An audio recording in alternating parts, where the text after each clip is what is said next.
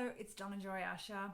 Do you struggle to work out what you should be concentrating on to move your business forward?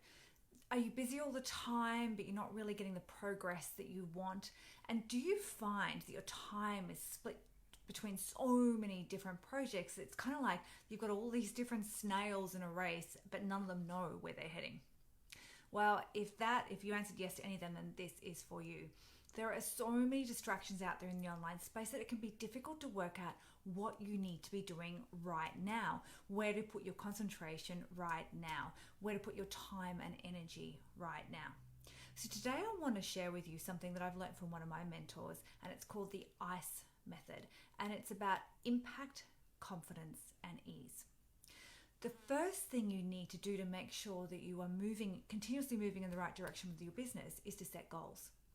If you're going to be kicking goals, you need to set goals that you can kick, right? That makes sense. But so many of us are kind of like running around with our head cut off like, oh, we need to do this and we need to do that, where you don't have any goals we're working towards.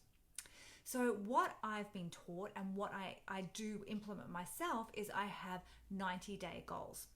So I'm sitting down every quarter and I'm working out 3 to 5 things that I want to accomplish in the next 90 days. Now, we have so many things rolling around our head that we want to get done, right? That they're often jumping in and distracting us and like taking up brain power that we need to be using on what we need to be done. So what I do is I'll write down my 3 to 5 goals that I have to get done. And then I have a radar list and I write down all those other things that are kind of like nagging at my attention that I know need to be done at some time in the future, but just don't need to be done right now. Or they're not my priorities right now. So I have a radar list. I write everything on that needs to be done at some stage, but then I pick from that the 3 to 5 things that I need to get done in the next 90 days.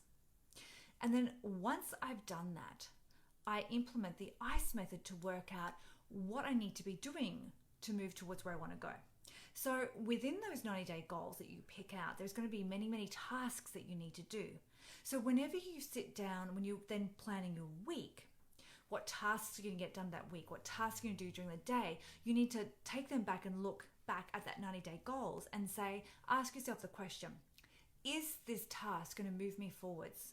Is this task moving me forwards in one of my 90-day goals? And if it's not, then you need to scrap it, okay? If it is, then great. So when you list down your 90-day goals and you list down all the things that you need to do, when you're working out what to concentrate on, the filter you're going to run them through is the ICE method, okay, the ICE filter. So what I do is I write a table out and I have my impact, I have my confidence, and I have easy, and then I have a table of kind of like 9 grids. And then I have them from low to high. So low impact, medium impact, high impact. Low confidence, medium confidence, high confidence. And so something's really easy or not so easy or really hard. And I have these all drawn out. And then into these boxes, I write these things that I need to do. Are they going to have a high impact? Are they going to have a medium impact or a low impact? Is it going to be a high impact but it's difficult versus something that's a high impact but easy? And so once I've gridded out all these things, I can look at them and I can strategically work out the best way to go. So obviously the things that have the highest impact are the things you should be working on first. And the highest impact with the highest confidence about that are those things that you should be prioritizing. So you see how by strategically and logically writing down the things and taking emotion away from it, right? Rather than feeling like our gut or what we feel like we should be working on and let our emotions run away with us, we're actually strategically and logically gridding out these things that we need to be doing. First of all, working out if they are going to be taking us in the right direction, if they are going to be working towards these goals that we've set for ourselves. Then running them through the ICE filter to work out what to work on first to have the most impact. So for instance, at the moment I have an urge to create some new lead magnets, but I already have 5 working for me. But because my business model has shifted a little bit, now I'm like, oh, I need a lead magnet for that. But would my time be better spent creating a lead magnet, yet another lead magnet? Or would my time spent better creating an email series to go to the leads that I already have about my business shift? Well, obviously the second one, right? I've already got leads. I've already got people who are interested in what I have. So my time would be spent better creating an email series to go to them to let them know about my new offer that I'm creating, my new course I'm creating, my new program I'm creating to help them. So another question might be, should I spend time redoing a 1-hour video just because I've shifted my business name or changed my business name? Or would my time be spent at building out an offer for my people? Well, obviously, my time would be spent at building out something that is going to help people and as a result make me money, than in going back and just tweaking something because my name has changed or something has shifted. So more often than not, we are running around in circles trying to make sure that we're perfect. Like, oh my God, dotting I's, crossing T's, because our business is an ever shifting thing, because we're always changing as we grow.